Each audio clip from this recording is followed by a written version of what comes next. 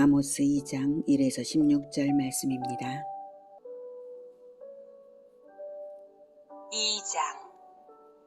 여호와께서 이와 같이 말씀하시되 모압의 서너 가지 죄로 말미암아 내가 그 벌을 돌이키지 아니하리니 이는 그가 에돔 왕의 뼈를 불살라 죄를 만들었습니다. 내가 모압에 불을 보내리니 그리옷 궁궐들을 사르리라. 모압이 요란함과 외침과 나팔소리 중에서 죽을 것이라. 내가 그 중에서 재판장을 멸하며 지도자들을 그와 함께 죽이리라. 여호와께서 말씀하시니라.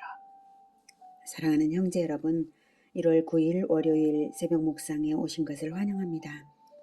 아모스가 이방 나라들에 대한 심판을 예언하고 있는 중인데요.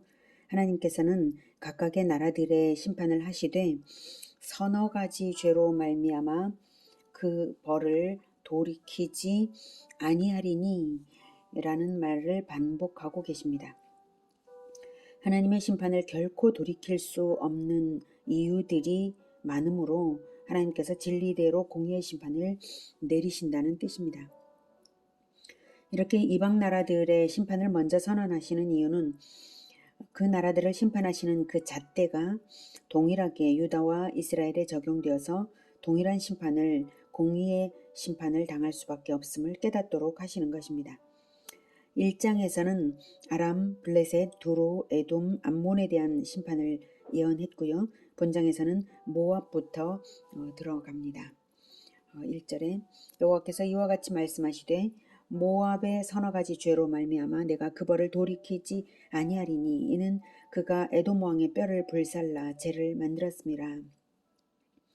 동일한 표현, 서너 가지 죄로 말미암아 내가 그 벌을 돌이키지 아니하리니를 사용하셔서 심판의 이유를 분명히 알라고 하시는 것입니다. 공의의 심판임을 분명히 알라. 에돔 왕의 뼈를 불살라 죄를 만들었습니다. 이것은 개역 한글판 번역으로는 회를 만들었다, 횟가루를 만들었다고 나옵니다. 에돔 왕의 뼈를 불살랐을 뿐만 아니라 그 가루를 횟가루로 사용하는 잔악하고 파렴치한 범죄를 행했던 것인데요.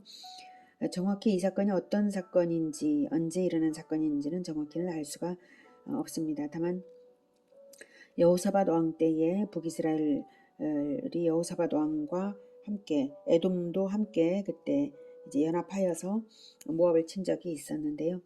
그때 모압 왕이 자기 아들을 불살라 몰렉에게 제사를 드림으로써 연합군에게도 유다, 이스라엘, 에돔 연합군에게도 그 진노가 임했다라고 나오거든요. 그 경로함이 임하여서 다 흩어진 이 사건이 간단하게 소개가 되어 있는데 어떻게 그 경로함이 임했는지 이런 것들은 언급이 없어요. 그 당시 그 사건에서는요. 그러나 바로 이 일이 에돔 왕이 불살라졌고 바로 그 사건이 그때 있을 수 있었지 않았을까 이렇게 짐작이 되는 것입니다. 2절 내가 모압에 불을 보내리니, 불을 보낸다는 것은 전쟁을 말하고요. 그리옷 궁궐들을 사르리라. 그리옷 궁궐들은 모압의 옛 수도였을 것으로 봅니다. 모압이 요란함과 외침과 나팔소리 중에서 죽을 것이라. 전쟁의 광경을 묘사한 것이죠. 전쟁으로 멸망받는다는 선언입니다. 3절 내가 그 중에서 재판장을 멸하며 지도자들을 그와 함께 죽이리라. 재판장은 넓은 의미로 통치자를 말합니다. 재판은 진리에 따라 행하여야 하는 것인데 하나님의 진리를 무시한 재판장은 그래서 재판장은 하나님의 대리자죠. 그런데 하나님의 진리를 무시한 재판장은 심판당에 마땅한 자들입니다. 재판장과 지도자들을 함께 죽이리라는 말씀은 모압 자체를 멸망시키겠다는 말씀이십니다. 이 예언들이 말하는 바는 하나님의 심판은 인간의 죄에 대해 한치의 오차도 없이 철저하게 공의 가운데 행해진다는 사실입니다.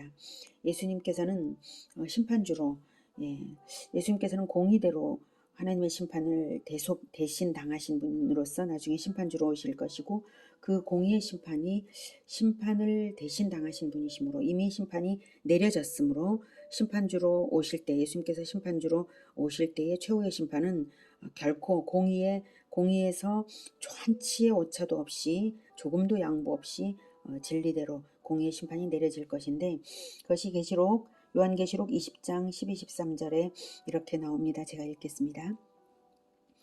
또 내가 보니 죽은 자들이 큰 자나 작은 자나 그 보좌 앞에 서 있는데 책들이 펴 있고 또 다른 책이 펴졌으니 곧 생명책이라. 죽은 자들이 자기 행위를 따라 책들에 기록된 대로 심판을 받으니 바다가 그 가운데에서 죽은 자들을 내주고 또 사망과 음부도 그 가운데에서 죽은 자들을 내주매 각 사람이 자기의 행위대로 심판을 받고, 이렇게 기록이 되어 있습니다. 큰 자나 작은 자나, 살았을 때 지위가 어떠했든지 아무 관계가 없이 동일한 심판을 받는 것이고, 기록된 대로 책들의 모든 행위가 기록이 되어 있습니다. 행위의 기록대로 심판을 받는다. 조금도 여지가 없다. 조금도 이제 그때는 긍휼을 얻을 여지가 없다라고 하는 것을 분명히 볼 수가 있습니다. 예수님께서 바로 그 심판주이심을 마태복음 25장 31에서 46절에 말씀하셨습니다. 마태복음 25장 31에서 46절 제가 읽겠습니다. 인자가 자기 영광으로 모든 천사와 함께 올 때에 자기 영광의 보좌에 앉으리니 모든 민족을 그 앞에 모으고 각각 구분하기를 목자가 양과 염소를 구분하는 것 같이 하여 양은 그 오른편에 염소는 왼편에 두리라. 두 가지로 양분이 된다는 거예요. 그래서 분명히 인자가, 즉 하나님의 아들로서 사람의 아들을 인자로 나신 하나님의 아들이신 심판주께서 영광으로 올 때에 보좌에 앉아서 심판을 하신다는 거죠. 그리고 두 편으로 나누십니다. 그때의 임금이, 즉 예수님이시죠. 임금이 그 오른편에 있는 자들에게 이르시되 내 아버지께 복받을 자들이여 나와 창세로부터 너희를 위하여 예비된 나라를 상속받으라. 네, 창세로부터 대속을 하나님께서는 준비하셨고 바로 대속주를 하나님의 아들 그리스도로 정해두셨기 때문에 그들을 위하여 예비된 나라를 상속받으라라고 말씀을 하시는 것입니다. 내가 줄일 때에 너희가 먹을 것을 주었고 목마를 때에 마시게 하였고 나그네 되었을 때에 영접하였고 헐벗었을 때에 옷을 입혔고 병들었을 때에 돌보았고 옥에 갇혔을 때에 와서 보았느니라. 여러 가지 행위들을 열거하셨습니다. 이에 의인들이 대답하여 이르되 주여 우리가 어느 때에 주께서 줄이신 것을 보고 음식을 대접하였으며 목마르신 것을 보고 마시게 하였나이까. 그 대상이 이 주가 아닌 다른 사람들에게는 했는데 자기들이 주님께는 그런 적이 없다, 이런 뜻이죠. 어느 때에 나그네 되신 것을 보고 영접하였으며 헐벗으신 것을 보고 옷 입혔나이까. 어느 때에 병드신 것이나 옥에 갇히신 것을 보고 가서 배웠나이까 하리니 임금이 대답하여 이르되 내가 진실로 너희에게 이르노니 너희가 여기 내 형제 중에 지극히 작은 자 하나에게 한 것이 곧 내게 한 것이니라 하시고, 그래서 작은 형제, 지극히 작은 형제에게 한 행동일지라도 주님께서 주님께 한 행동으로 받으신다는 뜻이죠. 또 왼편에 있는 자들에게 이르시되 저주를 받은 자들아 나를 떠나 마귀와 그 사자들을 위하여 예비된 영원한 불에 들어가라. 내가 줄일 때에 너희가 먹을 것을 주지 아니하였고 목마를 때에 마시게 하지 아니하였고 나그네 되었을 때에 영접하지 아니하였고 헐벗을 때에 옷 입히지 아니하였고 병들었을 때와 옥에 갇혔을 때에 돌보지 아니하였느니라. 이렇게 먼저는 예수님께서는 먼저는 이제 올바른 선행을 한 자들에 대하여 칭찬을 하고 상을 주시는 그 기준대로 이제 그 선행을 행하지 아니한 자들에게 동일한 기준으로 심판을 선언하셨습니다. 그들도 대답하여 이르되 주여 우리가 어느 때에 주께서 줄이신 것이나 목마르신 것이나 나그네 되신 것이나 헐벗으신 것이나 병드신 것이나 옥에 갇히신 것을 보고 공양하지 아니하더이까. 사실 이들이 말한 것은 우리가 악행을 했나이까가 아니라 선행을 안 했다고 말씀하시는데, 우리가 그런 걸 주님에 대해서 안 하지는 않았고 그들은 이제 다른 사람들에게 그런 선행을 하지는 않았다는 것이죠. 자, 그런데 악행을 해서가 아니라 다만 선행을 하지 않아서 그들이 심판을 선언받았습니다. 예수님께서 계속 말씀하십니다. 이에 임금이 대답하여 이르시되 내가 진실로 너희에게 이르노니 이 지극히 작은 자 하나에게 하지 아니한 것이 곧 내게 하지 아니한 것이니라 하시리니 그들은 영벌에 의인들은 영생에 들어가리라 하시니라. 네, 예수님의 기준은 구약의 그 기준보다 훨씬 더 높은 기준이십니다. 예수님이 이미 심판을 당하셨기 때문에 예수님을 믿는 자들, 명색의 그리스도인들은 악행을 안 하는 수준을 넘어서서 선행을 반드시 해야만 되는 수준, 이것이 바로 구원받은 자의 의무라는 것을 예수님은 분명히 말씀을 하셨습니다. 이렇게 예수님께서는 결코 양보의 여지가 없는 그러한 공의의 심판을 분명하게 행하실 것입니다. 이상과 같이 이스라엘이 멸시하는 이방들의 죄에 대해 이렇게 가차없는 심판이 선언되었는데요. 선민 이스라엘은 마땅히 그 이방의 행실과는 완전히 달라야 하겠고요. 특히 성전이 있는 남유다는 더욱 정결해야 하겠는데요. 어떻게 선언될까요? 4절부터는 유다에 대한 예언입니다. 여호와께서 이와 같이 말씀하시되 유다의 서너 가지 죄로 말미암아 내가 그 벌을 돌이키지 아니하리니 이는 그들이 여호와의 율법을 멸시하며 그 율례를 지키지 아니하고 그의 조상들이 따라가던 거짓 것에 미혹되었습니다. 내가 유다에 불을 보내리니 예루살렘의 궁궐들을 사르리라. 유다의 서너 가지 죄로 말미암아 내가 그 벌을 돌이키지 아니하리니 동일하게 심판을 돌이킬 수 없는 이유를 말씀을 하시고요. 그런데 유다의 죄는 상세하게 언급되지는 않았어요. 그리고 율법을 이미 받은 언약 백성인데 배반했다는 그 자체로서 유약적인 언급을 하고 있습니다. 여호와의 율법을 멸시하며 그 율례를 지키지 아니하고 그의 조상들이 따라가던 거짓 것에 미혹되었습니다.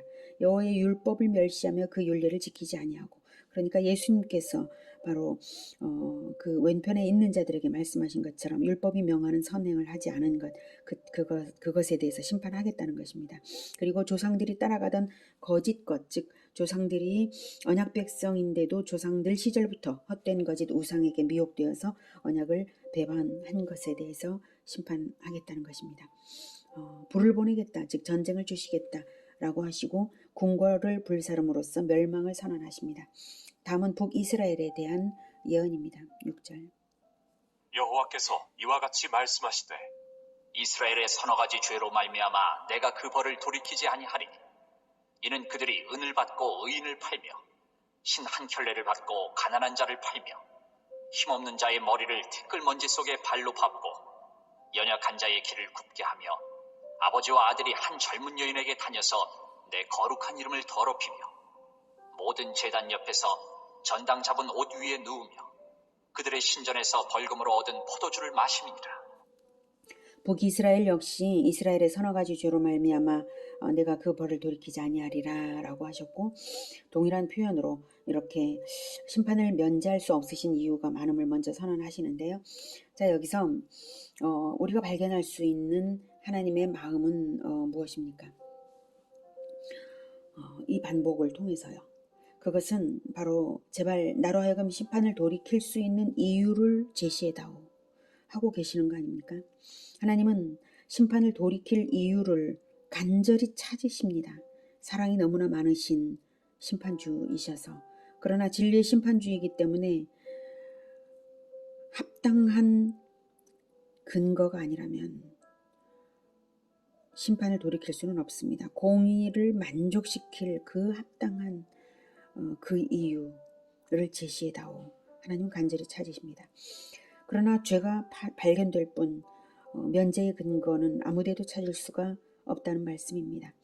하나님의 이 마음을 알고 하나님으로 하여금 심판을 돌이키도록 행하신 분은 바로 우리 주 예수 그리스도이십니다. 십자가에서 자기 백성들의 죄를 대속하는 죽음을 당하심으로써 언약을 배반한 죄와 온갖 죄를 대속하시고 자기 백성들에 대한 심판을 대신 당하셨습니다. 그러므로 최후의 심판주로 다시 오실 때에 우리 주 예수님의 합당한 백성들은 진리대로 심판이 면제되는 것입니다. 오직 하나님의 독생자이신 우리 주 예수 그리스도밖에는 하나님의 공의의 기준을 만족시킬 자가 없고 언약에 합당한 대가를 치를 자격도 우리 주 예수님밖에는 없었습니다. 그래서 주님만이 십자가에서 언약 배반에 합당한 죄값을 치러 주실 수 있으셨고 그것을 다 이루시고 가신 것입니다. 그래서 십자가에서 다 이루었다 라고 말씀하신 것입니다.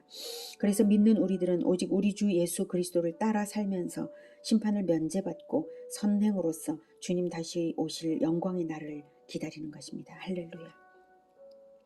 그런데 남유다는 언약을 배반했고 북이스라엘은 그 진리대로의 심판을 면제받을 뻔했던 언약 백성이었는지조차도 알 수 있는 근거 자체를 잃었습니다. 성전은 없고 우상의 제단에서 악한 짓을 하고 있기 때문입니다.